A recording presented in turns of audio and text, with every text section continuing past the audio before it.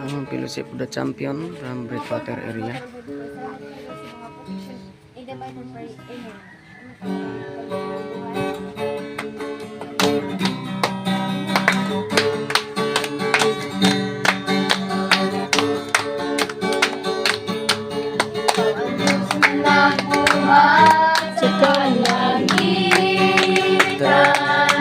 Ikaw ang Diyos na nabuhat sa kalibutan.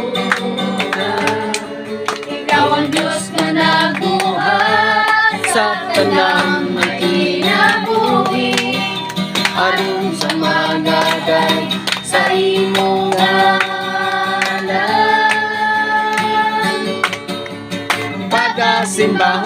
pagasimbahon ka. Diyos na Karunugon mo, hinunanon ka, inanan mo, Diyos tayo igunon na doon sa tanang himayaon. Ikaw ang Diyos sa gugma, ugalun ka. Fellowship of the Champion, November 15, 2025. Fellowship of the Champion diri sa dapit sa Breakwater area. So nahapnan kita kay tungod kay napmi disciple training sa kuan sa Tabang. Sige.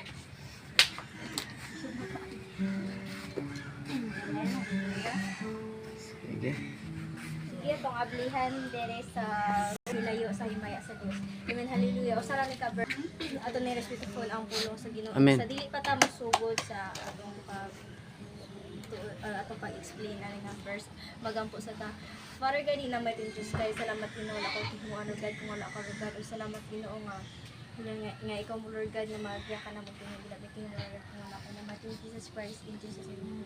Amen. Amen, hallelujah. Nagingon siya diri sa Roma 3:23 na nakasalaan tanan ug nahilayo sa himaya sa Dios. Amen. Nakasala ba ang tanan? Amen. Nakasala jud ang tanan ug wala koy perfecto nato din nga tao kun dili si Jesus Christ ra jud. Manang dili ta dapat nga magpabalaan-balaan sa kalibutan tungod kay dili ta dapat nga makariging mo koreksyon or watay karapatan nga mo kwanta sa atong isig ka tao kanina mamantay or atong bantayan ang ilhang mga sala kundi ato bantayan gyud ang atong mga sala tungod kay di man ta perfecto. Manang nagaingon siya diri nga di ba nakasala ang tanan nang ang sala gayud makapalayo guna sa ato sa Ginoo ang kanang kumaya or ang ihang kalipay. Kung ang di ba ang sala naguna diha ang tanang hugot tungod kay salaman. Marang nag-iingon siya diri sa iyang mga pulong na mahilayo gayud ta sa himaya sa Dios. Manang para dili ta mahilayo sa himaya sa Dios, dapat di ta nga mududlot ug mga lagad tag tinud-anay sa Dios. Tungod kay hapit na siyang mobalik. Manang karon ang panahon nga magtinud-anay ta sa pagpangalagad sa Dios. Tungod kay siya ang buhi nga Dios atong gitagaran mo. Ug tinuod gid siya. Tungod kay daghan na siyang ipakita nga mga sign and wonders ug mga miracles.